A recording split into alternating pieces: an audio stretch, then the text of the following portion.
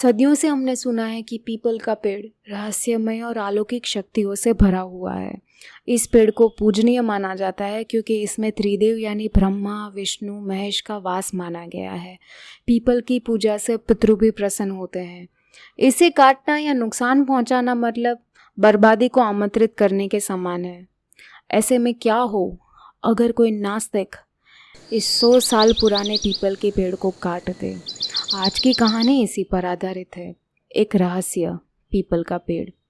एक पुश्तैनी हवेली के आंगन में था ये 100 साल पुराना पीपल का पेड़। उनके पूर्वज ये कहते थे कि हवेली के पास आज जो कुछ भी है वो सिर्फ और सिर्फ इस पीपल की कृपा से है। भैरवगढ़ एक गांव जहाँ सरपंच की बहुत इज्जत थी। पूरा गांव उनको बहुत मानता था। गांव में सबसे पुरानी और बड़ी हवेली भी सरपंच की ही थी।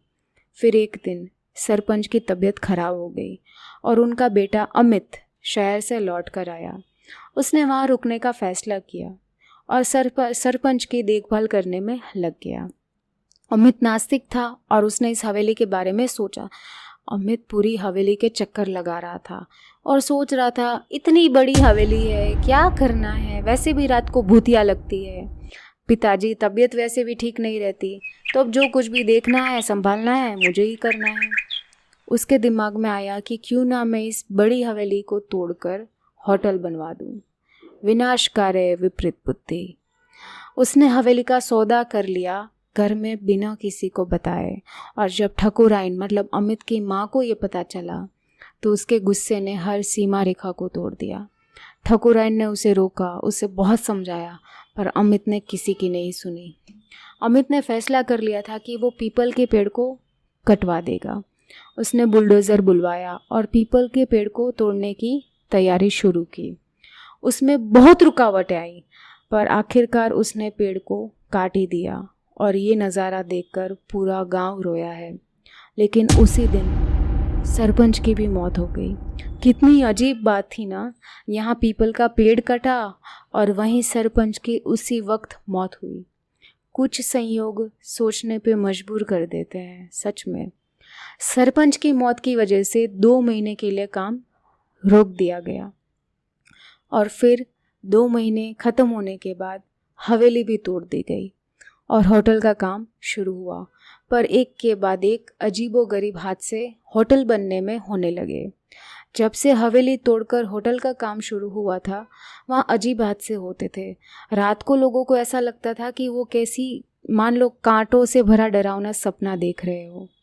सबसे बड़ी अजीब बात तो ये थी कि हर रोज़ किसी ना किसी की तबीयत खराब हो रही थी, बिल्कुल जैसे मान लो किसी ने बुरी नज़र डाल दी हो। जैसे तैसे होटल का काम ख़त्म होता है और अमित की खुशियाँ आसमान को छू रही होती है।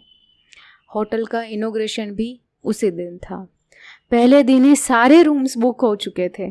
सारे गेस्ट का आना जाना शुरू हो गया था। होटल का इनॉग्रेशन था तो सबके लिए एक पार्टी भी थी। वहीं अमित और उसका परिवार भी इस चीज़ को एक्सेप्ट कर चुका था और अमित को माफ़ कर दिया गया था कि अब चलो जो भी है, होटल तो बन ही गया है। होटल का इनॉग्रेशन था तो सबके लिए एक पार्टी भी थी। होटल और पार्टी ख़त्म होते ही सारे गेस्ट अपने अपने रूम में चेक इन करने लगते हैं और फिर आधी रात को होने लगते हैं कुछ कमरों में डरावने हादसे।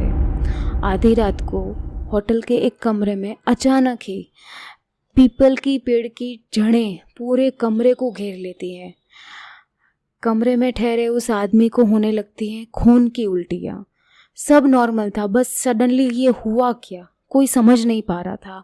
और ठीक यही चीज़ आधे घंटे के बाद बाजू के कमरे में भी हुई। सारी लाइट्स बार बार चालू बंद फ्लिकर हो रही थी और सुबह के 4 बजे तक होटल में ठहरे सारे गेस्ट के साथ ये चीज़ होने लगी। सभी लोगों ने होटल छोड़ने से पहले चिल्ला चिल्ला कर अमित को पागल कर दिया। पूरा होटल भूतिया है, हम यहाँ कभी नहीं आएंगे, ये कह कर गए।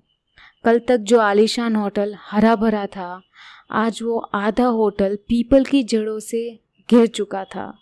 कोई नहीं जानता था कि रातों रात ये हुआ क्या। कोई देखे तो पता भी ना लगा सके कि ये वही आलीशान होटल था जिसका कल इनॉग्रेशन हुआ है। सिर्फ एक दिन में पूरा का पूरा होटल खंडर हो चुका था।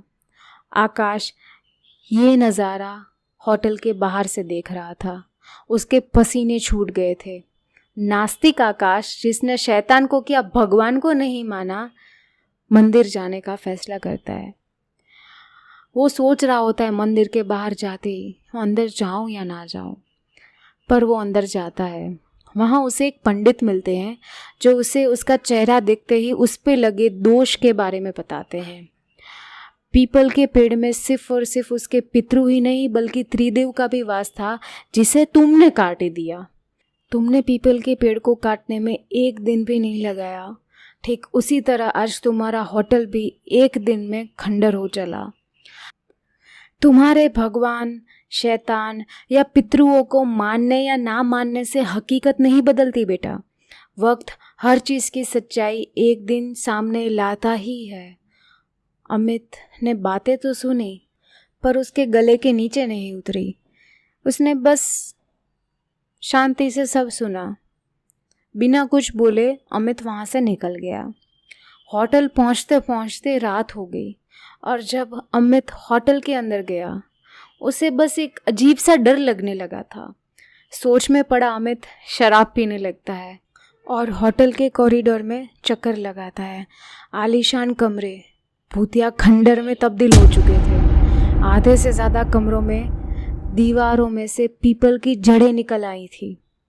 सिर्फ 24 घंटों में कमरों की ये हालत देखकर अमित का नशा उतर गया और उसे लगने लगा कि पीपल काटकर उसने ठीक नहीं किया। दूसरे दिन जब वो पंडित जी के पास मंदिर वापस पहुंचता है, उनसे माफ़ी मांगकर समस्या का हल पूछता है। पंडित जी ने एक विधि और हवन बताया और साथ में वापस उसी जगह पीपल का पेड़ लगाने का मशवरा दिया और अमित ने उस मशवरे को मानकर ठीक वैसा ही किया। उसने ठीक उसी जगह पीपल के पेड़ लगाया और होटल का बोर्ड निकालकर वहाँ वापस त्रिदेव निवास का नेम प्लेट लगा दिया। घर वालों से भी माफ़ी मांग ली और वापस साथ रहने के लिए बुला लिया। और ठीक अगली पूर्णिमा पर सारे पीपल की जड़ें जिसने होटल को घेर लिया था वो सारी गायब हो गई, जैसे कुछ वहाँ पे था ही नहीं। कुछ शक्तियाँ इंसान की सोच और समझ से परे हैं। शायद इसीलिए हमारे सनातन धर्म में पीपल के पेड़ को इतना पूजनीय माना गया है। आपको क्या लगता है? कमेंट्स में ज़रूर बताइएगा।